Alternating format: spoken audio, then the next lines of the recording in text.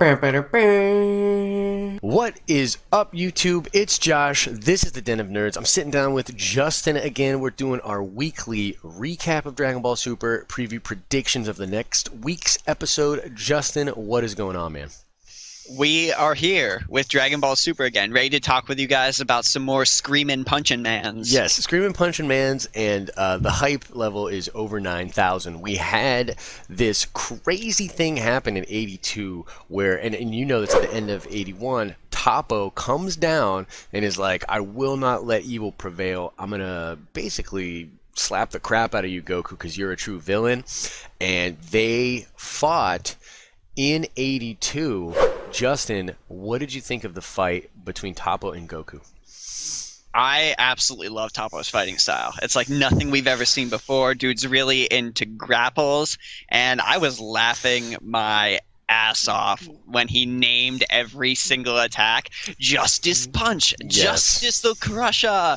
And the best part of that whole thing for me was when Beerus is like, why is he doing that? And Gohan just goes, I think it's really cool. Yes, I'm so glad you went there because that's exactly what I was gonna bring up. Is like, yo, the fact that Beerus is like, why are you doing this? And then Gohan's like, I actually think it's cool because of obviously the Great Saiyaman and everything like that. So I'm glad you brought that up. I thought it was really cool. His fighting style is very interesting, and let's just say this: the dude's pretty strong, man. I mean, he's strong. Goku had to go blue on him, and even then, with a Super Saiyan Blue Kaioken Kamehameha, Toppo survives, and not only survives, the only damage that he seemingly took was that rip on his outfit. And all that did was make him mad. Yeah, and he was furious at that point. Furious because they ripped his outfit, which is so funny. I don't know how he's going to handle this thing. Another important thing to point out was Jiren. Okay, so Yes. Jiren, super duper name droppy, a big buzzword for the YouTube algorithm. I should probably just say Jiren over and over again, and it would probably boost this video.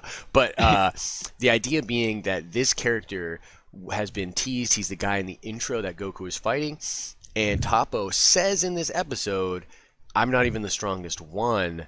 Jiren is, and if you go toe-to-toe with me, you have no chance against Jiren. What did you think of that? Oh, it's just some excellent foreshadowing coming forward in the Universal Tournament. Like, we've been getting the intro building up to this. Toppo's helping us to build up to this. The big climax of this entire arc is going to be Goku versus Jiren. And not only do I think it's just going to be Goku versus Jiren, which is going to be an excellent fight, but on top of that, we have Goku, when he was fighting Toppo, just before the Great Priest stops everything, going, I'm going to show you what it's like when I go past my limits. And then it stops. Yeah. And then we don't get to see that, and it's very upsetting. And that we're going to see him go past his limits against Jiren. We're going to see that form that seems like it's being teased in the intro. Yes, I'm pretty sure it's Super Saiyan Red. Right, where he goes over there. Yeah, it's very cool.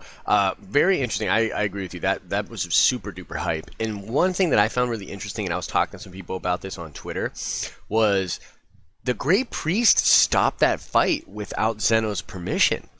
He stops the fight and then explains to both Zenos why he did it and kind of like coerces them into agreeing with him.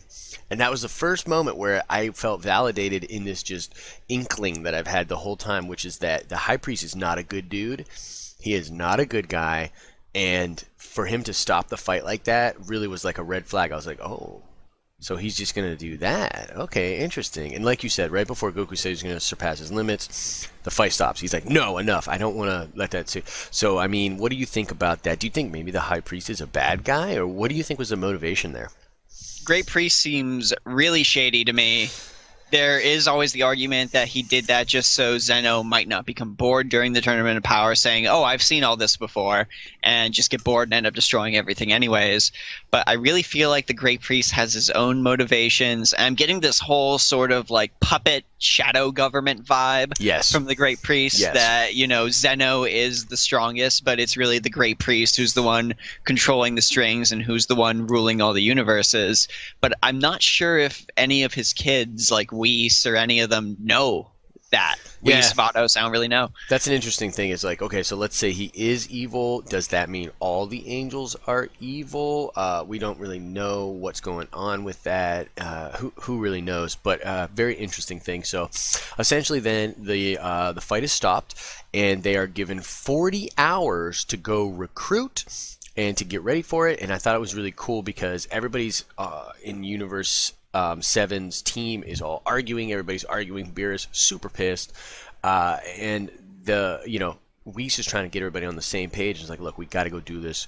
A house divided amongst itself cannot withstand this kind of stuff. So very cool stuff. They have 40 hours to go recruit, which will bring us right into the preview, and I've got it queued up right here. So we've got Dragon Ball Super, and I'm gonna go ahead and hit Plize right meow. Hey, it's me, Goku. Bulma stretching. Everybody's stretching. It looks like they're doing yoga here. I paused on the shot of Pilaf, and yeah, they're all hanging out, doing like, what would you call this, like prenatal yoga or something like that?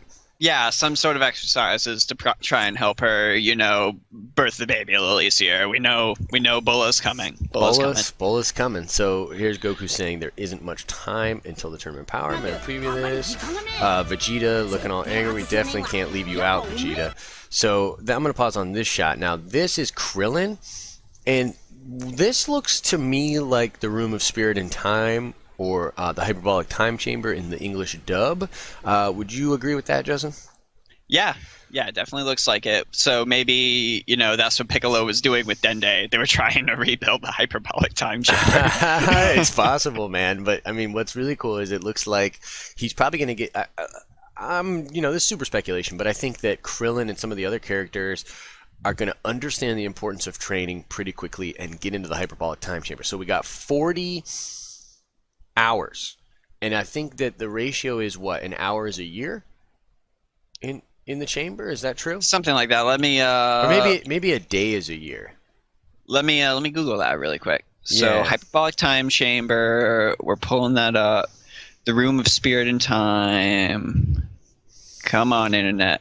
So 1 year inside the chamber is the equivalent to 1 day on the outside. So our boys are going to get a little over a year to train for this. Right, depending upon when they get in there. So pretty cool stuff. Like I said, this is a shot of Krillin in there. It looks as though he's going to be training pretty early.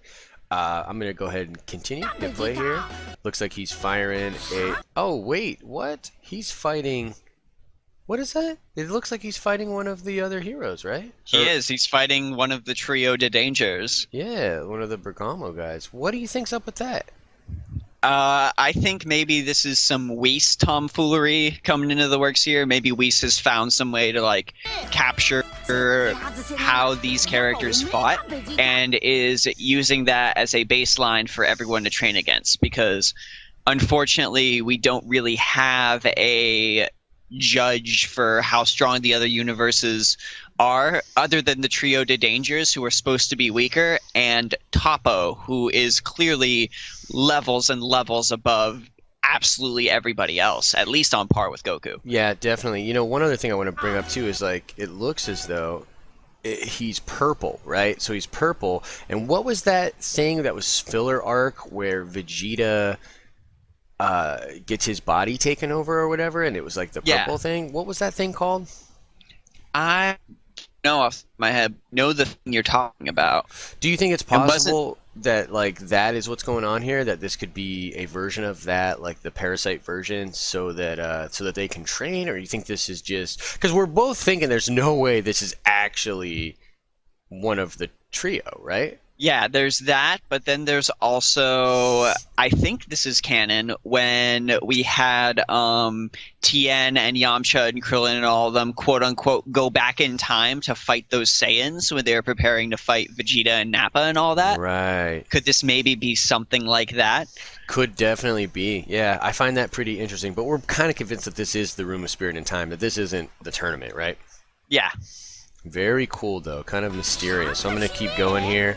They're definitely going at it, though. And it's the kick. It's the kicker. What was the first guy's name? Lavenda? Lavenda, yeah. Yeah. So that's Lavenda.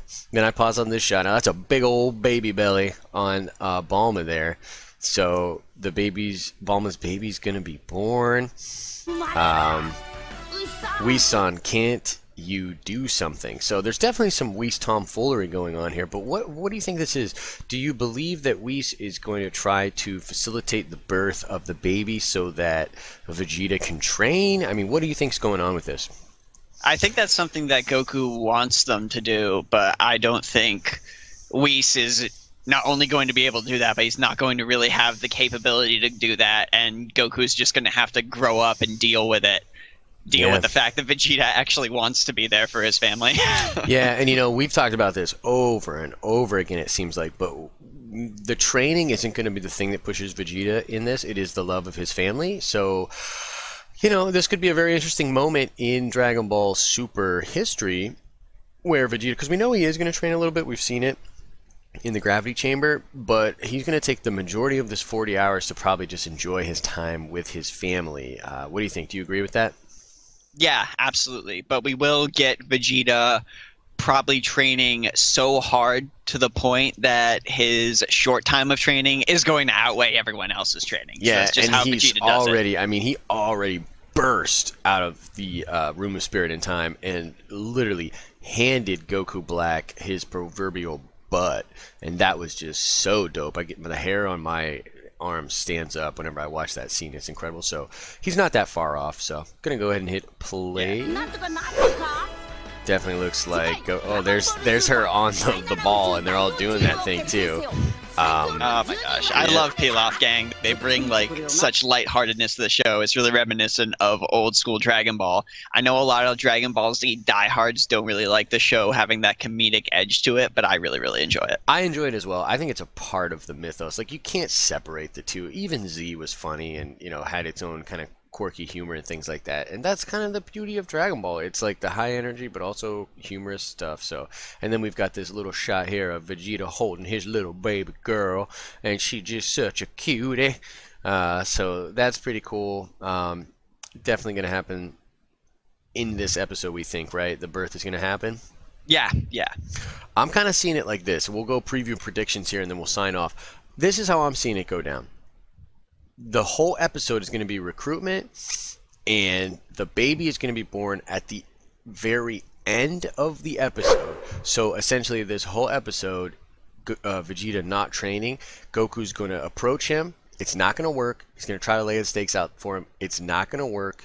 That's why he's saying, Whis, can you do something here? This whole episode, Goku's going to have to go recruit, face the facts that maybe Vegeta's not a part of this, at least until the baby comes. And I think that's what they're setting up for the drama in this episode is like, oh my god, we need this baby to be born. Holy crap, otherwise Vegeta's not going to be in the tournament and we're totally screwed. So I think that's what they're going to be playing with, as well as recruiting others as well. And what are your predictions for the episode? I really, really can't go too off base from what you've said. I think all of that's going to happen, and I think we're definitely going to get that instance where Vegeta's just going to lay into Goku. If not this episode, the next episode. Vegeta's going to be pissed. Mm-hmm. He's going to be so mad. And I really want to, see that happen, because even with Goku being called a villain, even with Gohan being like, Dad, what are you doing? Even with Beerus's outbursts, it still seems like in spite of all of this, Goku has gotten off a little bit easy. And I really want us to have Vegeta knock some sense into this guy, because he needs it. Yeah, I would love for that to be the thing too. And I think I alluded to this prior, but that would be a nice moment for their relationship because, like I said, Vegeta has gotten a lot out of this relationship. Goku has not really seemed to mature, grow, or get any benefit from the rivalry. So, man, I would really like Vegeta to impart some wisdom on him. And yeah, I mean, I'm really hoping that we get some good stuff in this episode. We're heading towards a really crazy, crazy area, and this tournament's going to be nuts, man. This is going to be a lot of fun to watch. Here, let me ask you this: how many episodes do you think this 40 hours is going to take? I'm banking on 10. Damn, 10 episodes. That would be very Dragon Ball, though. You know what I mean? Like that 40 Yeah, hours yeah, is. they're gonna draw it out, and we're gonna be seeing everyone train for at least a little bit. We're gonna be getting centric episodes. 10 might actually be a little generous on my part, but I think we're going to have no less than 5 episodes, and that's including the next one until the tournament. We're I, at I least agree. going to have to wait a month to see this. I agree. I think it's at least a month too. I would say 4 or 5 episodes for sure. And then we get rocking on it, and man, the hype is going to be real. The tournament's going to be real. Let us know in the comment section, guys. What do you think is going to happen in the episode? Are you really excited for this direction? Who do you think is going to be recruited right after Vegeta? Because I feel like Vegeta's going to say no, and then they're going to have to go after some people. So just let us know your thoughts in the comment section. If you have any questions, hit us up. As always, like the video if you thought it was cool, and subscribe to the channel. We do this every week. Every week that there's a super, we're going to be breaking down the last week's episode and giving predictions for the new one. It's like a nice little primer to get people ready for the episode. And Justin and Dan are doing the same thing for the new season of Samurai Jack. So we really love this kind of stuff. We released them all at a nice little window last week when we were thinking about labeling the playlist for that Saturday morning cartoon feeling or something like that, because all of these shows are dropping over the weekend, and we want to give everybody a little bit of just ancillary extra content to get ready for these shows, because they probably love them the way we do. As I always say, guys, hope you're having an awesome and nerdy day. See ya. Catch you later.